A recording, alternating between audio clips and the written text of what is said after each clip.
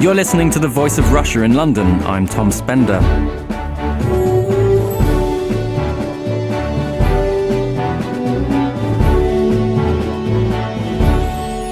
Tunisia is the cradle of the Arab Spring movement, the first Arab country to remove a dictator through revolution.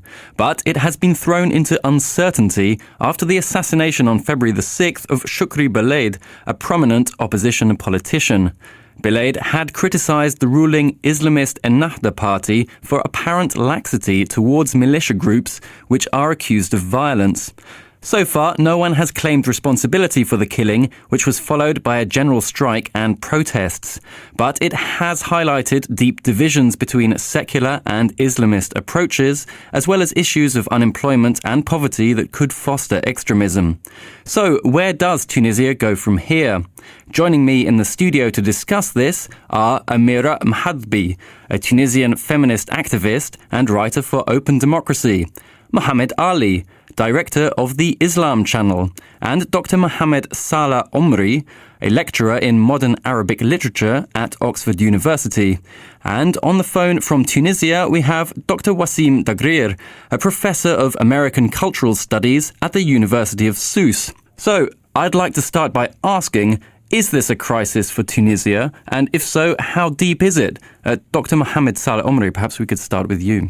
Well, I think there is a crisis, and I think it's actually quite deep and on more than one level. I think there is a cultural, social crisis. There is a political crisis as well. And I think in the discussion we'll get a chance perhaps to expand on these issues.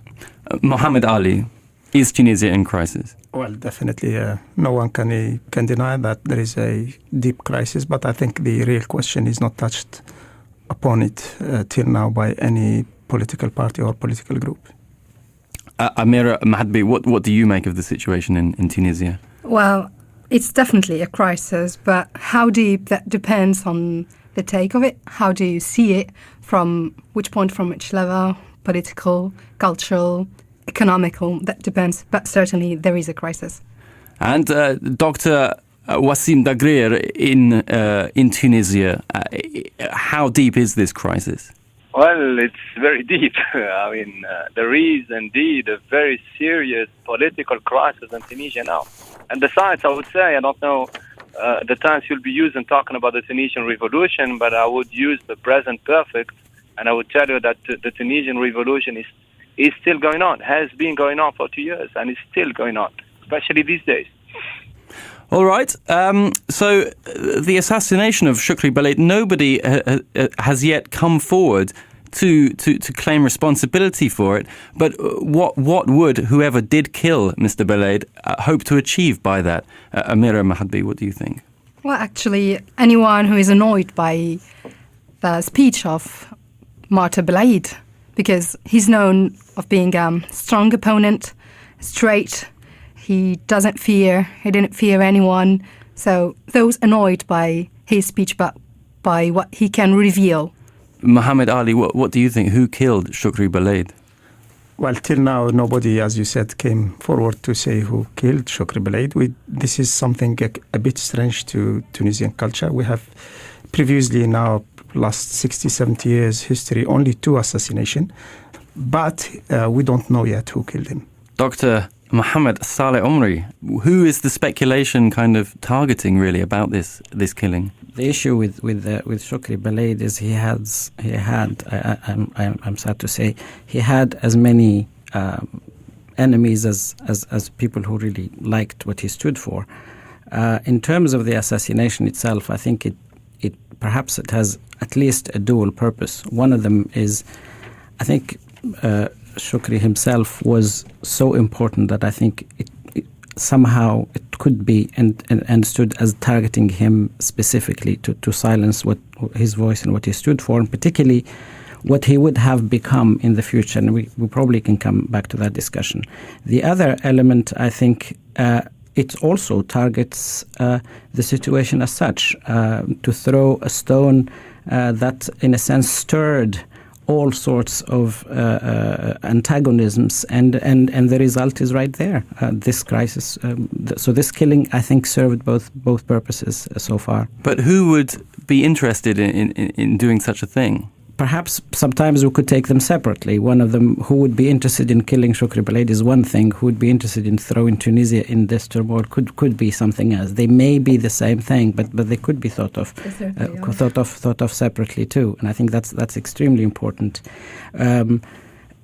I think it's extremely difficult to point at any particular finger for the killing of Chokri Belaid, but there is, of course, a climate that has been created that I think does not exclude violence of this sort, although, as I agree with Mohamed Ali, this is extremely rare, it's extremely shocking, and the effect was there. In terms of politically, I think there is more than one party, by party I don't mean political party, who would gain from throwing the Tunisian revolution off course, if you like. Dr. Wassim Daghrir, what is the atmosphere on the street in Tunisia at the moment? What are people saying about this assassination? Things are calmed down today, actually, because, as you know, the people were protesting and hundreds of thousands in the streets. And today, people are expecting the new announcement, the new government to be announced. So things are rather calm down today, but I'm not sure it will be the case tomorrow. People are expecting new radical changes, and I'm not quite optimistic about that personally. But to answer your question, who assassinated Chokri Belaid, I personally, as an observer, have no idea. I mean, I'm not fond of conspiracy theories, but what I know for a fact is that the Islamist party in power has tolerated the climate of violence, has tolerated a climate, an unusual climate of political violence and of physical violence. They tolerated their militias. They tolerated aggressions against intellectuals, against artists, talks openly calling for assassinations in mosques. And they're not comfortable vis-à-vis criticism, vis-à-vis everything Chokri Belaid symbolizes. And I don't know whether Nahda really, or some people in Nahda are directly involved with assassination or not, but I know that those are responsible of this very, very violent climate, political climate in Tunisia. Mohamed Ali, is Ennahda to blame for allowing a culture of violence to emerge? Well, that's very simplistic, to be honest, because Ennahda is not in her favor to allow such environment or such killing to take place. And now you have seen the results of such killing. What is happening? We are coming out from a revolution. We have the police, which was blamed for oppressing the people of Tunisia. So everybody is careful. Even the police now, they are not willing to carry any acts because they may end up in jail.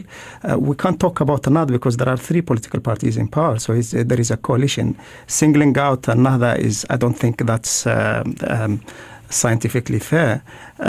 When we look at what happened even before this government came to power, the other interim government, we had all of that. Some places, I went to Tunisia myself, and in some places you can't see any single symbol of the government.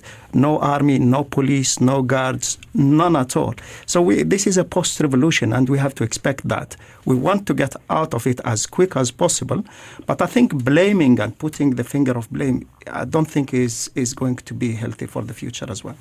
Amira Mhadhbi, what do you think? For this assassination, we all know that Belaid, among others, artists, political figures, normal people, they all had received life threats and no security measures were taken.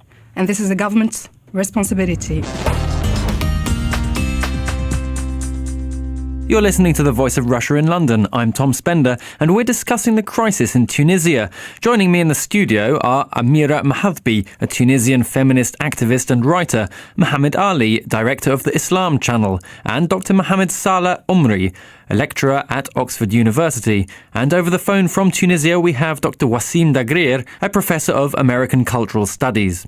Dr. Mohamed-Salah Omri, some of these militias go under the name of the Leagues for the Protection of the Revolution. Can you introduce, talk a bit about who they are and what they do? This issue is slightly complicated, and I think we need to introduce a little bit of history in it.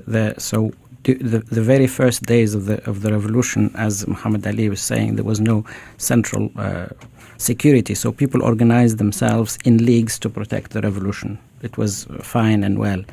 When the political process became clarified a little bit more, particularly during the elections and the aftermath of the elections of October 23rd, 2011, a lot of these committees simply disappeared, and some of them emerged again or consolidated themselves in these leagues, changing slightly the name and so on. One thing for sure, I think, and my colleagues here could correct me if I'm wrong, is that these leagues tend to be politically almost one color. Before, so different completely from the leagues that were before, where most political parties, non-partisan people, women, men, organized themselves in those. Those leagues emerged as more or less in support of what is in Tunisia is a buzzword called the legitimacy, sharia. And they're in support or targeting specific, having specific target, for example, getting rid of the figureheads of the previous regime and so on. So this is the issues. And I just want to add one point. The problem is we deal with revolutions and we have in mind histories of other revolutions. There's quite a bit of suspicion in many Tunisian quarters that these leagues may emerge as the revolutionary guards, like the example of Iran. I'm not saying that this is going to happen, but people would have these in mind. So the argument is now we have a legitimate central power. The state is the only agency that is capable and entitled to exercise violence and security protection. Why these leagues are there? Dr. Wassim Daghrir, what are these leagues doing? Why are they there? Well, I would answer your question by asking another question. What is the scope of, what are the activities these people are doing? I mean, when do we ever hear about these leagues of protection of the revolution? And the only activity is destroying physically the meetings organized by opposition parties. That's all they do. So it's obvious to everybody that these so-called leagues of the protection of the revolution are the leagues of the protection of another. These people, they have a clear agenda. They want to stay in power in spite of their incompetence. So how are they doing that? The way I see it myself and some Tunisian intellectuals. They are acting at the level of religiosity. They are raising the level of religiosity everywhere. Every discourse they have is religious. That party doesn't even sound as a party. It sounds like a sect. Then they have no serious political agendas. They have just religious promises. But they know that that some people are a kind of a cause perdu. Some people cannot be attracted by this kind of dogmatic speech. I'm talking about intellectuals. I'm talking about opposition, parties, leaders. I'm talking about artists. So another wrongly believes that scaring these people can rather impose a kind of silence on the country. And they use their militias in order to frighten people. Mohamed... The assassination of Chokri Belaid, and the response to that assassination has proven the strategy wrong. Tunisian people are no longer scared. Tunisian intellectuals, Tunisian women, Tunisian youth are no longer scared. I protested the assassination personally last week, and the people who were marching in Sousse, I saw the same faces that were marching against Ben Ali 2 years ago. Exactly the same faces. Young people, educated people, a lot of women with the same slogans. I disagree with the colleague who talks about a post-revolutionary Tunisia. No, the Tunisian revolution is still going on. The Tunisian revolution is a revolution for freedom, a revolution for democracy, a revolution for justice, a revolution for jobs, a revolution with progressive slogans. So nothing of that has been achieved under another. Mohamed Ali, you wanted to come in here.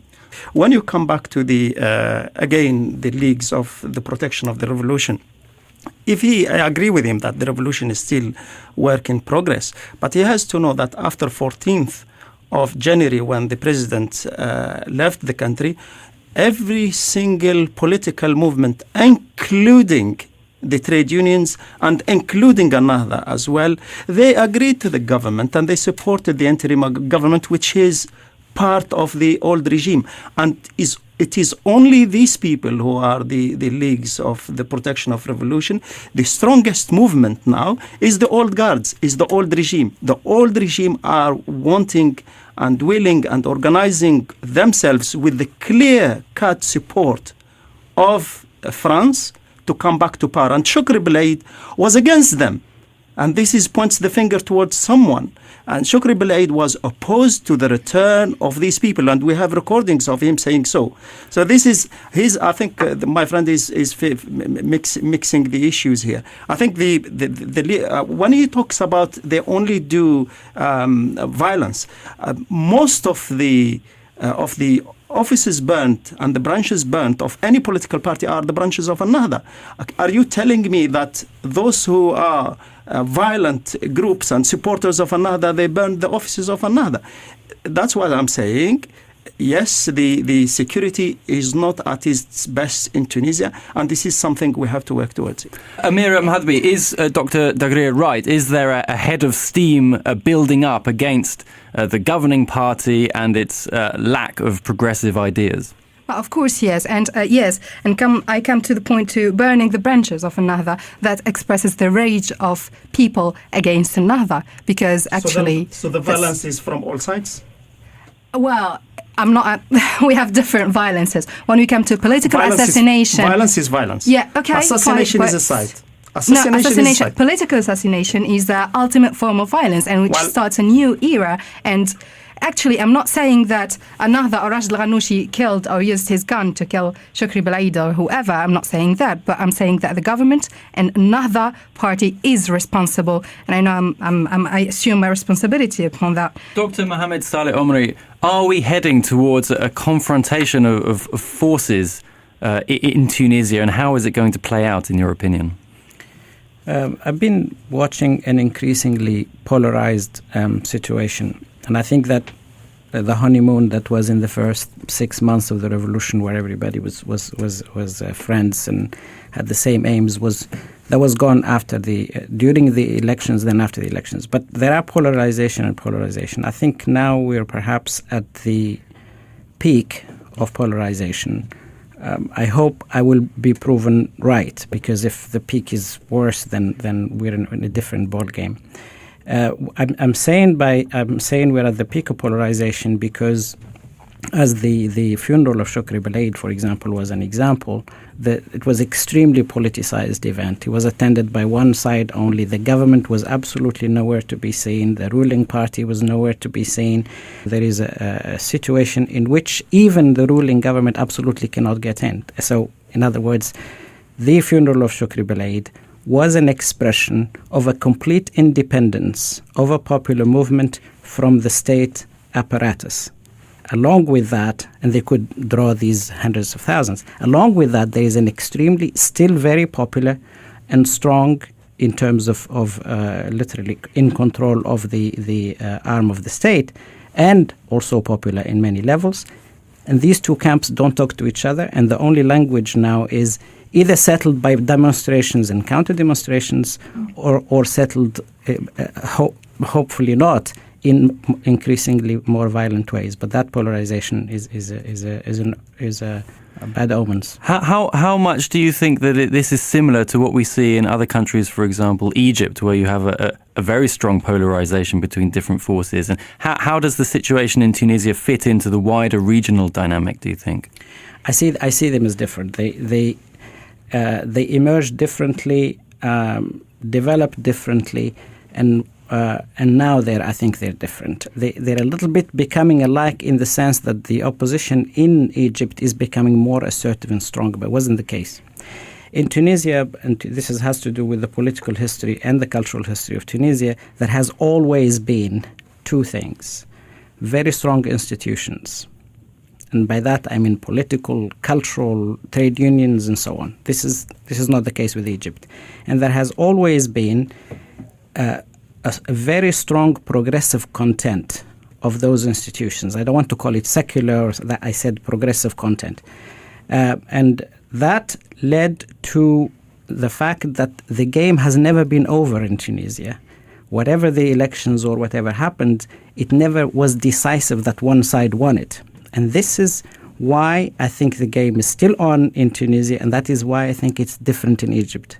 What Morsi could do in Egypt, There was no one in Tunisia who could do in the past, and now there will be no one who can do it in the future. Dr. Wassim Daghrir, do you agree? How do you see how events are unfolding in Tunisia within a wider regional context? It would be too simplistic to compare to compare the situation in Tunisia to the one in Egypt. Every country has got its own specific context and environment. But I like the word polarization. These people promise jobs. We have seen no jobs. These people promise security. We have seen no security. These people promised the Turkish model, like a secular kind of Islam. We have not seen that. These people promise the new constitution any year and elections. We have not seen even 1/3 of that. So I understand the mood in the country. People are frustrated. This is there's no confidence in the ruling party anymore.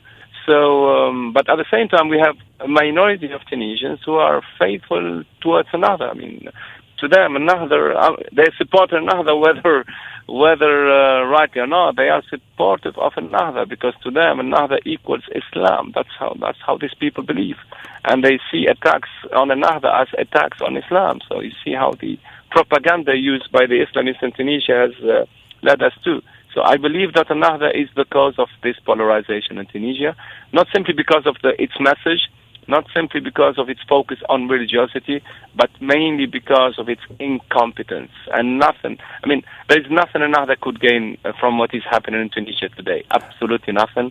So their incompetence is really the cause of Tunisia's trouble. You're listening to The Voice of Russia in London. I'm Tom Spender, and we're discussing the crisis in Tunisia. Mohamed Ali, I want to bring you in here. What does Ennahda have to do now to resolve the situation? I think we have to go back to the people of Tunisia, and we have to go back as soon as possible to the election. What I think they should do, because you can't have an economic plan in 12 months. That's absurd. What they should do is to quickly finish the constitution and straight away go to elections and have the message clear to the electorate and whoever is elected, because that's the only way now. There is no way Tunisians will be governed by fear or governed by power. The only way to govern is when people they give their consent. If we are not happy with another, or we are not happy with any other party, and by the way, I can tell you, people are clearly not happy. Then we have to go to election, because we have to refuse any oppression, whether it's under the name of secularism and whether it's under the name of religion. We have to reject it, and we have to go to election, and whoever wins will govern the country, and then we will see. Amira Mhadhbi, another election, is that the answer here? Actually, I'm afraid not, because we tightly relate elections to democracy, which is not right in almost all cases. And now we are talking about elections. People who elected Ennahda, I'm not sure they are all, or they were all Enda Ben Ali Ennahda members or Ennahda supporters. The point is that Ennahda has been exploited, the poverty, the lack of education of quite good, important That's number. an insult to the people of Tunisia. No, it's not an insult. Sorry, it's not an insult. We have poor people, we have lack of education, and most of all, we have deeply, deeply rooted religious belief and, let me say, superstitions more than belief, because Ennahda is governing in the name of God. And if you are not... Come on, sorry, give me one example. Give me one expression. Of course, that yes, they said one used the mosques, and we all seen how the discourse was during the elections campaign, saying that if you are going to elect someone else apart from Ennahda, you are infidel and you don't believe in God. That's not true. 10 Islamic party contributed to the election. Came to the election 10 Islamic party, but Ennahda win. They won the election. Please. Yes, I didn't say they didn't win the election. They won the elections, but I'm saying, that's my point, they exploited the religious beliefs and superstitions of people, the poverty, because we all agree and know that not only Ennahda but other parties used money to buy people's votes. And this is not insult for people, because we have people who are poor and who need money, and if you give them money, this is what they need. So Well, they give you their vote. we have vote. increasing polarization here in the studio as well. We've run out of time, unfortunately, just as things were hotting up. So I want to ask all of our guests to briefly say what they think is going to happen in the next year in Tunisia. Amira Mhadhbi, let's start with you. I'm not going to say that the people are going to be unified, because they are already unified. This is just political issues. We are not divided. We are Tunisians, and there is no civil war or nothing at all, like international media try to picture the scene. This is fine, but we have to seriously think about a solution and just not think about being in power, but just doing something for Tunisia and for Tunisian people. Dr. Wassim Daghrir, how do you think the next 12 months are going to play out in Tunisia? I'm personally optimistic. As usual, I think that, as I said, all we need to do is refocus on the objectives of this revolution. But I think politicians have got a great role to play here. All they need to do, rather, is change the message, adopt a less violent political message, offer people dates, like schedule a clear roadmap concerning the dates of the election, finishing the constitution. I think that Tunisians, who are known for their optimistic spirit, who are known for their rationalism, would rather calm down if they see their leaders rather adopting a different attitude, and if they see some light, like if they see some date, and if they see some, a less violent, as I said, context and a less violent message. I'm personally very optimistic. Mohamed Ali, the next 12 months in Tunisia, what are they going to bring? God willing, in the next 12 months, we will finish our constitution. We will go to election. We will elect a new government. And I think then the big question will come is the economic question, which I think the whole political elite, they don't have an answer to it. And that's the biggest challenge. And then we will go away from the religious and ideological debate, and we will concentrate on the real question, which is jobs and employment. Dr. Mohamed-Salah Omri, the next year in Tunisia. At the level of hopes, obviously, I share my colleagues' hope, and I have as a Tunisian, I have a tremendous stake in this. But in terms of where I think the country will be in a year from now, I have a feeling that the next elections will not be inconclusive. I have a feeling the next elections will be decisive. There'll be clear winners and there'll be clear losers. But I don't think the polarization is actually going to disappear. I also wanted to add a note. We're all optimistic in everything. But in a piece I've written recently, my belief is that, unfortunately, political violence have become part of Tunisian life. And I honestly do not think that's going to go away. And there are geopolitical reasons for this.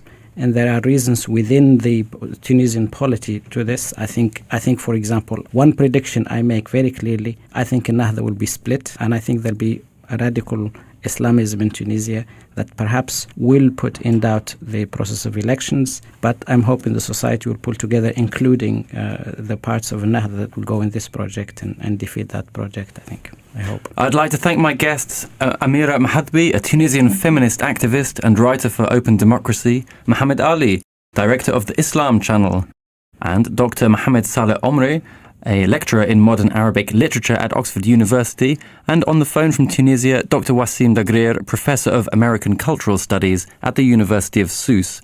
Thank you all very much.